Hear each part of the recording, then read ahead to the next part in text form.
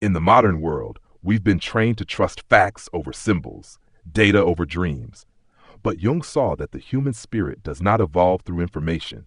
It evolves through meaning. Meaning is not something you download. It is something that unfolds, and symbols are the language of that unfolding. When you understand this, you start to see that every ancient ritual, every religious story, every piece of art humanity has ever made is an attempt to speak with what words cannot contain. We are not logical creatures who sometimes feel. We are symbolic creatures who sometimes think. In America today, we often measure life by what we can count: money, views, followers, degrees. Yet the things that give life its weight, love, grief, longing, hope, are not measurable. They live in symbols.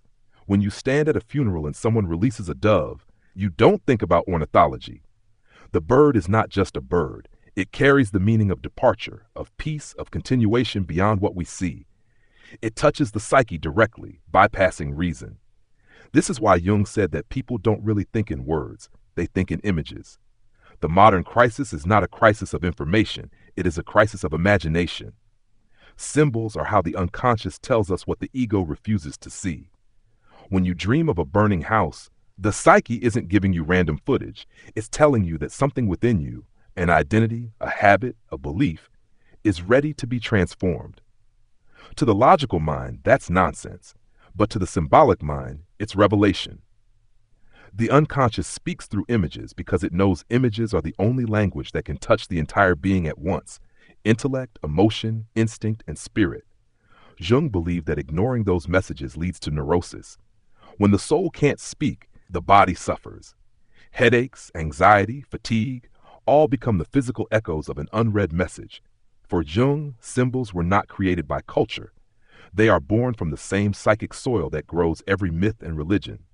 That's why the mandala appears in both Buddhist temples and the drawings of schizophrenic patients. It's why people from different continents dream of the same figures: the wise old man, the great mother, the trickster. They are not coincidences. They are archetypes rising through the cracks of individuality.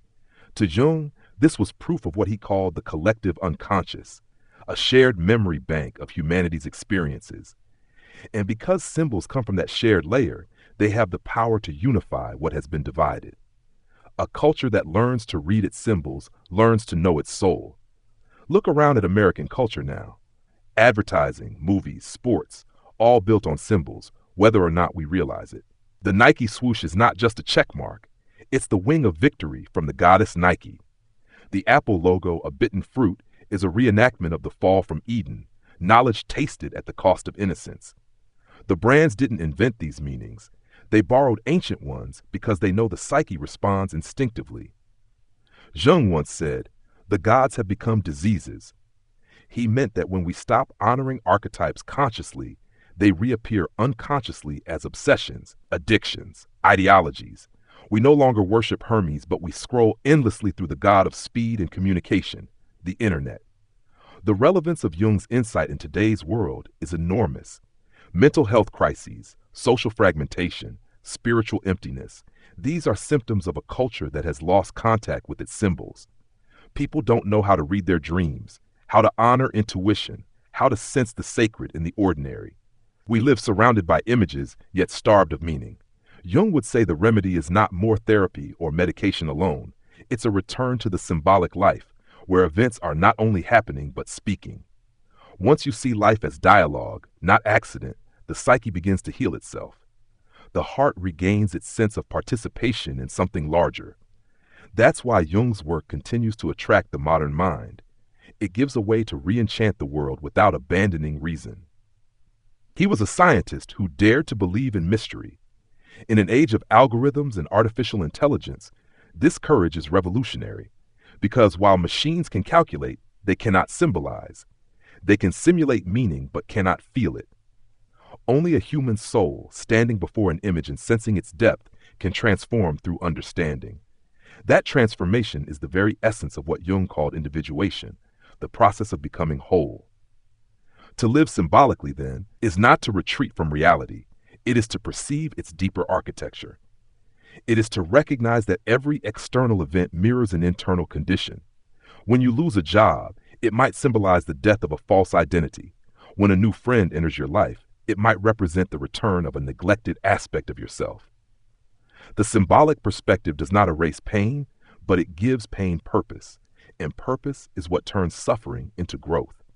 Jung understood that the soul cannot be cured by explanations. It is cured by stories, images, and rituals that restore relationship between conscious and unconscious. When you begin to live this way, coincidences stop being random, dreams stop being noise, and life begins to feel alive again. You find yourself paying attention to patterns, animals, numbers, the way weather mirrors emotion. You sense that something intelligent is weaving through your days. Whether you call it God, fate, or the self, you realize you are not alone in your story. You are being addressed. And in that realization, the modern alienation dissolves. The world, once silent, starts to speak again. The power of symbols returns, and with it the quiet certainty that everything, every image, every moment is part of one vast conversation.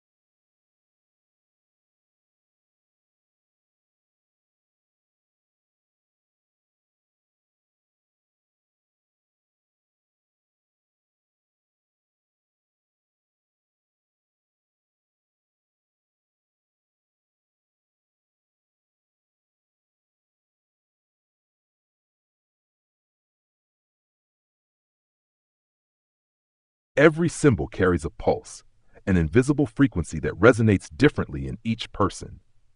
When Jung spoke of the psyche, he didn't imagine a sterile laboratory of thoughts. He imagined a living cosmos of symbols, each orbiting around the self like planets around a hidden sun. These symbols have their own gravity. They pull our dreams, our moods, our choices, even our destinies into motion. And the more you understand their patterns, the more you begin to sense that the mind is not a machine, but a sacred geometry in constant motion. To Jung, a symbol was not invented but discovered, an emergence from the depths of the unconscious when something unknown seeks expression. When you have a dream so vivid that it lingers for days, it isn't trying to entertain you, it's trying to become conscious. The image comes because the psyche is attempting to reveal what the ego cannot yet grasp with words. In Jungian terms, a symbol is the best possible expression of something still forming beyond your awareness. It's like an unborn idea speaking through metaphor because it cannot yet speak through reason. The symbol is the midwife between the unseen and the seen. This is why symbols recur in times of crisis. When your conscious life breaks down, the unconscious compensates by offering images that can restore balance. You might dream of water when overwhelmed, the psyche reminding you to flow instead of resist. You might see fire when you're stagnant, the soul urging purification and rebirth. When you ignore such symbols, life grows louder. The unconscious moves from whisper to shout until the outer world itself begins to act out what the inner world has suppressed. Jung called this process enantiodromia, when what has been repressed swings to its opposite to restore equilibrium. That is the psyche's way of demanding your attention. Jung's therapy often revolved around helping people dialogue with their symbols. Instead of analyzing them into extinction, he invited patients to paint, sculpt, or write what their dreams revealed. He believed that by engaging the symbol artistically, one could touch the living energy behind it. A woman haunted by dreams of serpents might draw them, speak to them, ask what they represent. In doing so, she allows the unconscious to participate in her conscious life, and transformation begins. Jung called this the transcendent function, the bridge that allows conscious and unconscious to cooperate. When that bridge is active, creativity flows naturally, and symptoms often dissolve because the psyche no longer needs to scream to be heard. To work with symbols is to cultivate reverence for mystery. It means resisting the modern habit of dissecting meaning as if it were a specimen. Jung would say that the symbol must be experienced rather than solved. For example, the image of the cross is not only a historical or religious artifact. Psychologically, it represents the intersection of opposites: heaven and earth, spirit and matter, life and death. To meditate on the cross is to feel the tension of those opposites within yourself and to hold them until a new understanding emerges. That emergence is transformation, the alchemical process Jung spent his life studying. The symbol does not remove the conflict, it transforms it into meaning. In American culture, this approach can feel foreign because we're taught to escape discomfort, but symbolic work invites you to stay with it, to let the heat of the image refine you. Alchemists once spoke of turning lead into gold. Jung saw that as a metaphor for turning suffering into consciousness. The symbol is the furnace. Every time you confront a recurring image in dream, art, or daily life and choose to face it rather than flee, a little bit of lead turns to light. The psyche evolves through these tiny transmutations. That's why the path of individuation isn't about perfection. It's about integration. The goal is not to become pure spirit or flawless mind, but a whole human being who can contain opposites without breaking. You might wonder how to recognize your own symbols. Start by paying attention to repetition. What images return in your dreams? What patterns fascinate or disturb you in the outer world? What myths or movies move you beyond explanation? Those are clues. The psyche repeats what it wants you to see. If you keep noticing birds, maybe your soul longs for freedom. If you keep encountering mirrors, perhaps it's time to see yourself honestly. The unconscious is patient but persistent. It will send the same message in 100 forms until it's received. Once you begin to honor these signs, something subtle shifts. The world feels alive again, responsive, intimate. You realize you're not simply existing in matter, you're participating in meaning. Jung believed this shift was essential for healing modern anxiety. The symbolic life reconnects us to the sacred dimension of existence, not through dogma, but through direct experience. It restores depth where there was only surface. It reawakens awe. And awe, he said, is the beginning of wisdom. Living symbolically does not require monasteries or incense. It requires attention, the willingness to pause before dismissing coincidence, to feel before explaining, to see before judging. It means treating every dream, encounter, and challenge as a message written in the alphabet of the soul. And the more you read that language, the less you fear it, because you discover that beneath every symbol, no matter how dark or strange, lies the same invitation, to remember that life is not happening to you, but through you. And in that realization, the alchemy begins again.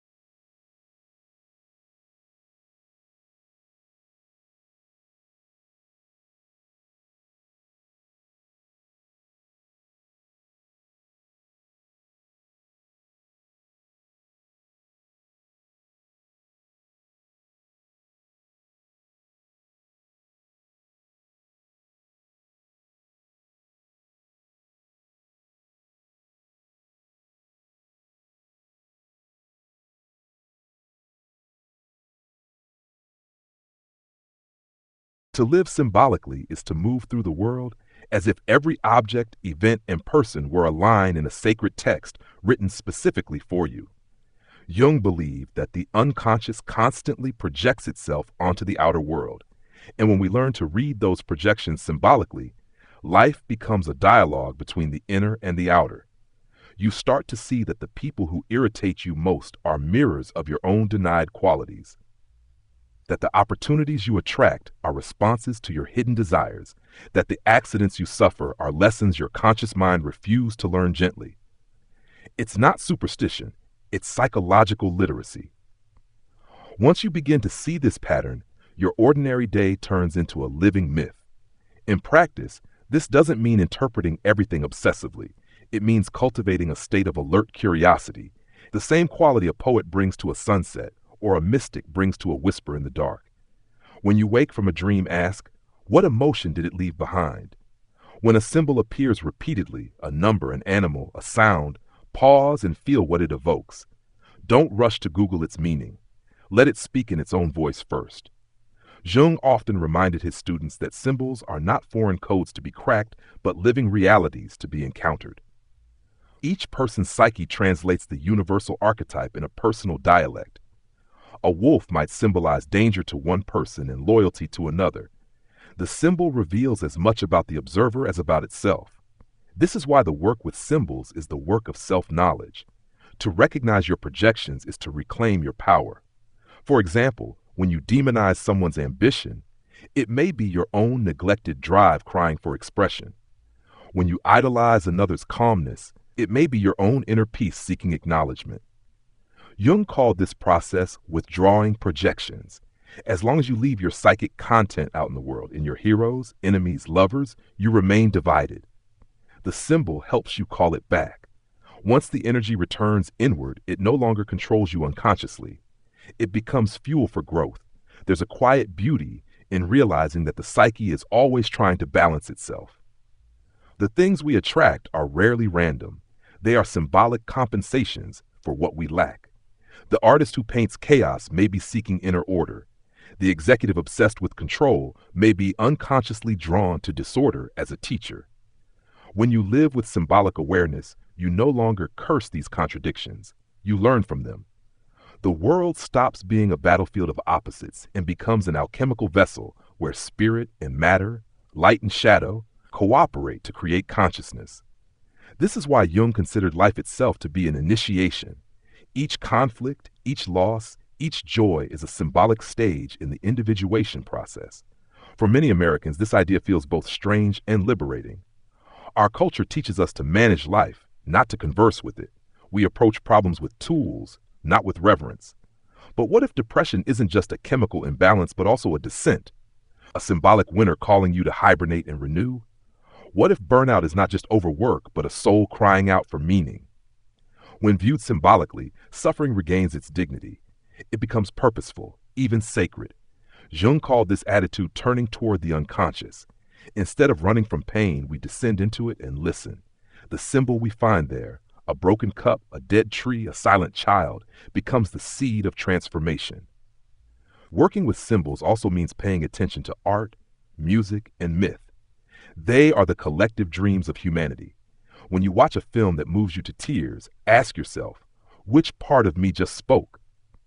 The characters are not only out there, they live inside you. The artist merely gives them form. Jung viewed creativity as a form of dialogue with the unconscious, an expression of inner necessity rather than external ambition. To create or even to deeply experience art is to participate in the ongoing revelation of the psyche. That's why symbolic life is not confined to therapists and philosophers. It's available to anyone who dares to see with the inner eye. In daily practice, you can invite this symbolic perspective through small rituals. Keep a journal of dreams and coincidences. Spend a few minutes each day reflecting on an image that speaks to you.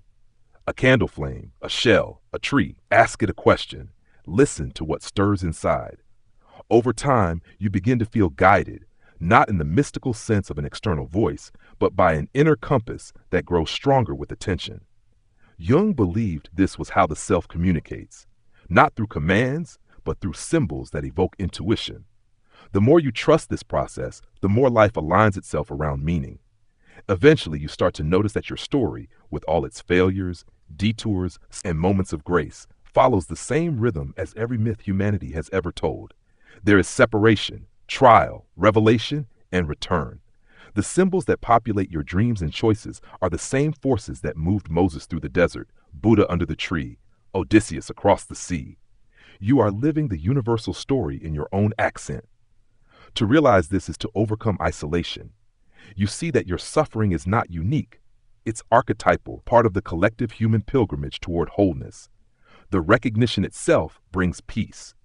In this way, symbolic awareness turns existence into art. Every challenge becomes an image of transformation.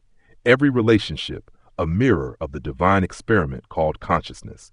To walk this path is to live as both observer and participant, both sculptor and sculpture. And though you cannot control what images life sends you, you can choose how to meet them, with fear or with wonder. The more you choose wonder, the more alchemy happens. Because the true philosopher's stone is not a thing you find, but an attitude you cultivate, the ability to see the eternal glimmering through the ordinary. Transformation, Jung taught, does not come from avoiding darkness, but from engaging it consciously. The moment you see your struggles, desires, and fears as symbols instead of failures, you begin to participate in your own evolution. This is the heart of alchemy, not the transmutation of metals, but the refinement of the soul. The ancient alchemists used furnaces, acids, and flasks to describe an inner process. As above, so below, they wrote, meaning that every chemical reaction mirrored a psychological one. Jung discovered that their cryptic formulas for turning lead into gold were metaphors for transforming unconscious material into consciousness. Every time you face your shadow, integrate a forgotten emotion, or forgive a wound, something heavy within you becomes luminous. But this work isn't comfortable. Transformation is never polite. The psyche resists it because ego fears dissolution. Yet the unconscious has infinite patience. It keeps sending the same images until we listen. You might find yourself repeating relationships, patterns, or crises because the symbol has not yet delivered its message. Jung compared this repetition to dreams that recur until the dreamer finally understands. Life, too, repeats itself symbolically. The partner who betrays you, the job that collapses, the health scare that shakes you, all of them might be mirrors, each asking, will you finally wake up to what I'm showing you? The ego sees punishment, the soul sees initiation. To engage transformation, Jung advised an attitude of dialogue rather than domination. The alchemist does not fight the lead. He heats it until it reveals its hidden light. Likewise, we do not conquer our shadow. We contain it until its energy becomes wisdom. When rage transforms into boundary, fear becomes sensitivity, jealousy becomes longing for connection. As the symbol shifts form, its energy purified. Jung called this holding the tension of opposites. Most people collapse into one pole, saint or sinner, victim or controller. The task is to stay at the crossroads long enough for something third to appear, a new insight that reconciles the opposites. That emergence is the philosopher's stone, the new consciousness born from conflict. Transformation also demands humility before mystery. The unconscious is older and wiser than our plans. When we try to force change through sheer willpower, we often destroy the natural rhythm of growth. Jung believed that healing unfolds when ego listens to self, the inner intelligence that orchestrates life's symbols. Sometimes that means surrender, stepping back, allowing the process to ripen. Alchemists called this nigredo, the black stage, a time of confusion, despair, or emptiness. Modern people experience it as depression or creative block, but if endured consciously, it becomes the soil of rebirth. Out of the blackness, color returns, the heart softens, the self once ignored begins to guide. You may notice this pattern in your own life. First comes disintegration, loss, chaos, doubt. Then, through attention and acceptance, fragments begin to reassemble. What once felt meaningless starts to reveal coherence.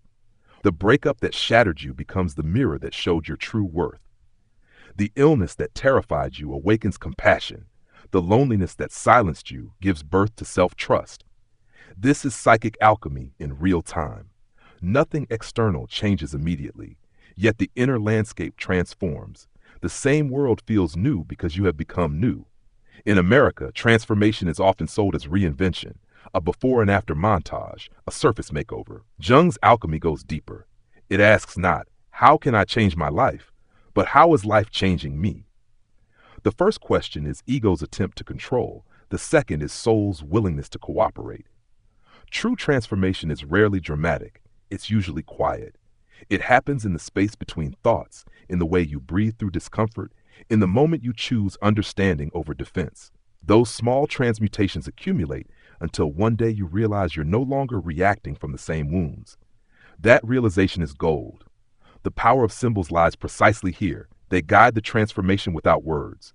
When a symbol seizes you, a recurring dream, a song that won't leave, an image that glows in your mind, follow it, live with it. Sketch it, meditate on it, Carry it as a secret companion. Let it evolve. Jung wrote that every symbol, if lived, eventually becomes your teacher. Its meaning ripens through time and experience, never through intellectual analysis alone. The more you live this way, the more you sense that transformation is not a one-time event, but a continuous cycle. Death and rebirth, contraction and expansion. Just as nature follows seasons, the psyche follows its own rhythm of decay and renewal. When something in you dies, mourn it, then watch for the green shoots emerging beneath. This rhythm is sacred. To fight it is to suffer. To align with it is to grow. The alchemists symbolized this with the Ouroboros, the serpent eating its tail, endless death feeding endless life. To embrace that image is to accept that transformation never ends. The goal is not perfection but wholeness, not purity but participation. You will still feel fear, anger, doubt, but you will meet them differently. You will see through them to the message they carry. Each emotion becomes a letter in the alphabet of your soul. Over time, you learn to read fluently, and the story you tell yourself changes from tragedy to initiation. This is the secret of alchemy. Every leading moment held in consciousness turns to gold. And when that happens, the world around you brightens too, because the outer world, being symbolic, always mirrors the inner.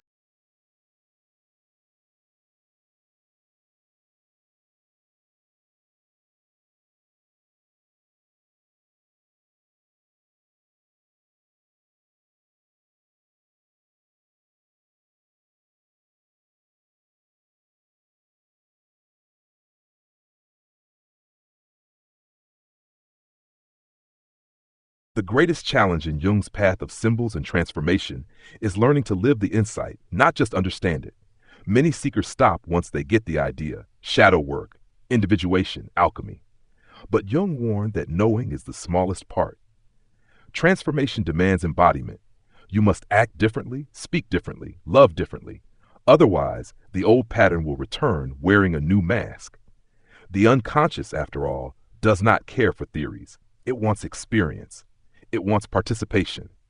It wants you awake in the middle of your own life.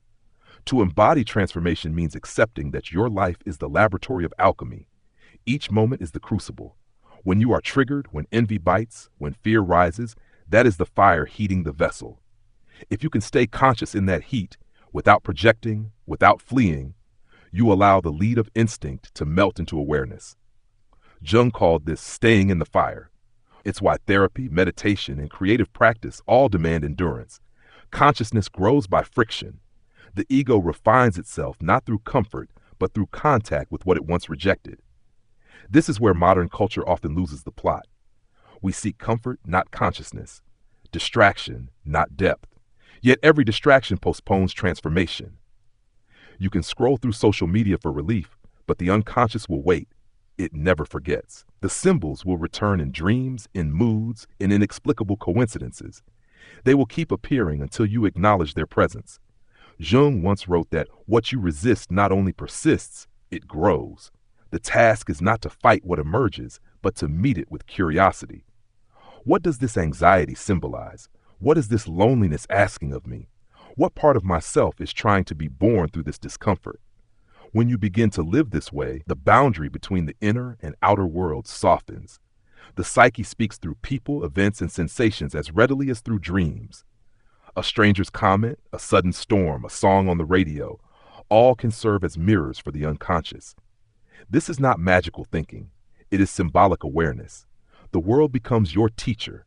Synchronicity replaces coincidence. You sense that life itself is participating in your growth. The self, the organizing center Jung described, starts arranging encounters to help you integrate. And if you pay attention, gratitude begins to replace confusion. You realize that nothing has been wasted. Every symbol was guiding you home.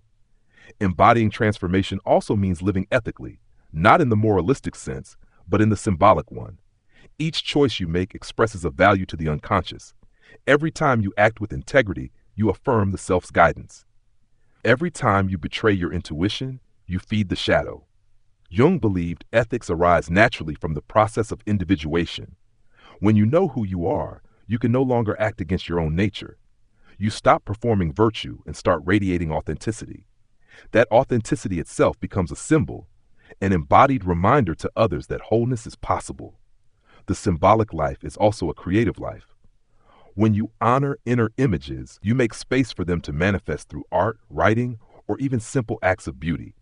Jung himself painted mandalas for decades, not to exhibit them, but to commune with the unconscious. Creativity grounds insight. It gives the invisible form. You don't need to be an artist. The way you cook, speak, walk, or design your space can all become rituals of expression. Each act performed consciously becomes alchemy, spirit turning into matter, meaning into gesture. Eventually, you begin to see that transformation is contagious. The more integrated you become, the more others around you shift.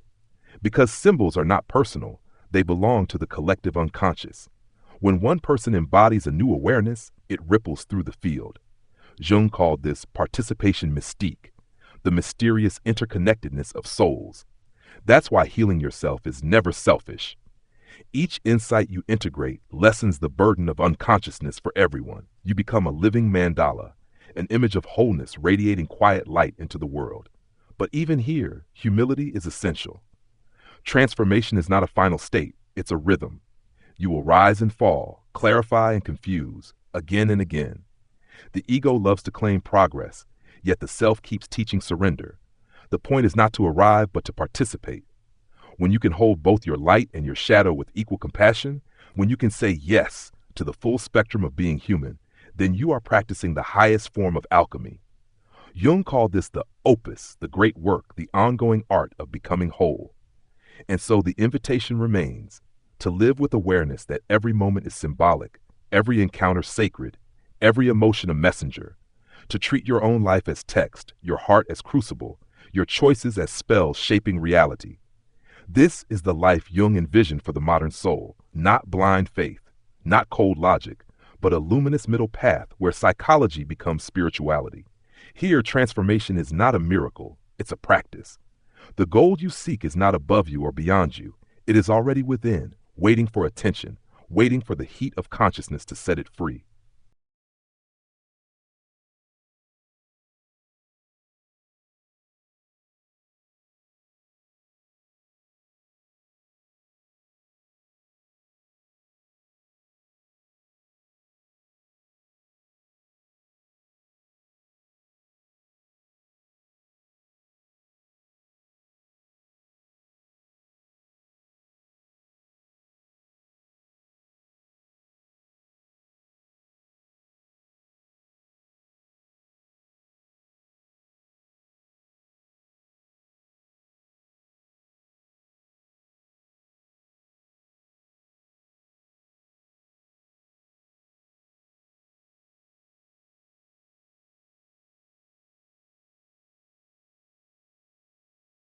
Have you ever noticed how a single image can stir something inside you that words could never reach? A cross, a circle, a serpent eating its tail, each of them whispers to the unconscious, bypassing logic, language, even culture. Carl Jung believed that these symbols are not decorations of the mind, but its oldest language. They rise from the depth of the psyche the way ancient fires rise from forgotten volcanoes, quietly, persistently, shaping everything on the surface without ever asking permission. You see them in dreams, in religion, in logos, in the stories your grandparents told when you were young. You see them when you close your eyes and try to remember who you are. Symbols, Jung said, are the bridge between the conscious and the unconscious, the visible and the invisible. And once you begin to recognize their power, you no longer see the world the same way again. Think of the last time an image stayed with you, maybe a white feather on the ground after a loss, a clock stopping at a strange moment, a snake in a dream that made you wake in sweat. Logic says it's coincidence, but something deeper leans forward and whispers, no, it means something. That whisper is the language of the soul trying to reach the part of you that still believes life is more than mechanical motion. Jung once said that modern people don't suffer from a lack of means, but from a loss of meaning. We've built skyscrapers but forgotten the symbols that once anchored the spirit. We scroll endlessly, but our unconscious is still ancient. It still speaks through the moon, the storm, the animal, the circle, the fire. Every civilization has been built around its symbols. The Egyptians painted the Eye of Horus to protect and perceive. Christians lift the cross to remember redemption. Buddhists draw the endless knot to remind themselves that everything is connected. The form differs, but the essence is one. A symbol is not a sign. It doesn't just point to something, it contains it. A stop sign tells you to halt. A mandala invites you to dissolve. That's the difference. A symbol lives, breathes, and changes with you. You can meditate on it for years and still find new meanings unfolding like petals. That's why Jung called symbols transformers of psychic energy. They carry the voltage of the unseen. If you've ever felt drawn to a certain pattern, animal, or object and didn't know why, your unconscious was speaking. Maybe you keep noticing circles, mirrors, wheels, the sun, and feel calm around them. The circle is the oldest symbol of the self, unity, totality, the God image within. Maybe triangles appear in your sketches without reason. They speak of aspiration, of rising towards spirit. The serpent, transformation. Fire, purification. Water, rebirth. You could say we live surrounded by these silent teachers, but most people have forgotten how to listen. Jung warned that when a culture loses its living symbols, people become spiritually sick. They chase substitutes, money, fame, control, because their inner altar is empty. They mistake symbols for signs, rituals for routines, myths for entertainment. Yet even in the most secular life, the psyche still paints in symbols. Depression might appear as darkness, anxiety as falling, renewal as sunrise. The psyche doesn't argue, it images, and it hopes we will learn to read. The truth is, symbols never die. They simply change clothes. The superhero movies that dominate American screens are modern myths wearing digital armor. The hero's cape replaces the knight's sword, but the journey is the same: to descend, struggle, transform, and return with a gift. The audience watches, not because of special effects, but because their own soul recognizes itself in the story. The unconscious nods, saying, "Yes, I've been there." Jung called this resonance the numinous experience, the sense that something sacred is speaking through ordinary form. When you understand symbols, life becomes a dialogue instead of a monologue. The outer world stops being random noise and starts to mirror your inner state. You find a book just when you need it. A stranger says the exact sentence you were afraid to think. A song plays with the words you couldn't say. These are not coincidences, Jung would say. They are synchronicities, signs that the symbolic fabric of reality is responding to you. To ignore them is to cut the conversation short. To notice them is to begin the art of living consciously. But beware, the intellect always wants to translate symbols too quickly. It wants definitions, not revelations. Jung cautioned that to interpret a symbol is to risk killing it. The goal is not to analyze a symbol to death, but to let it work on you, to meditate on it, feel it, dream with it, let it move your emotions. Like art, the symbol's power is in the mystery it preserves. Once you turn mystery into equation, the magic evaporates. So when a symbol appears in your dream or your life, hold it gently. Ask, "What are you trying to show me?" Then wait. The answer may come not in words, but in a sudden understanding, an emotion, a coincidence, or another dream. In the end, the language of symbols is the language of the self calling you home. It doesn't shout, it murmurs through patterns and images until you begin to remember who you've always been beneath the noise. The world is not mute. It speaks in a tongue older than thought. If you listen, really listen, you might hear your own soul answering back. This is where the true alchemy begins, not in laboratories of metal and flame, but in the quiet recognition that every image life sends you is an invitation. The mind becomes the crucible, the emotion the fire, and the symbol the element that transforms raw experience into wisdom. To walk this path is to become both student and experiment, observer and observed. The question is no longer, does it mean anything? But am I ready to see what it means?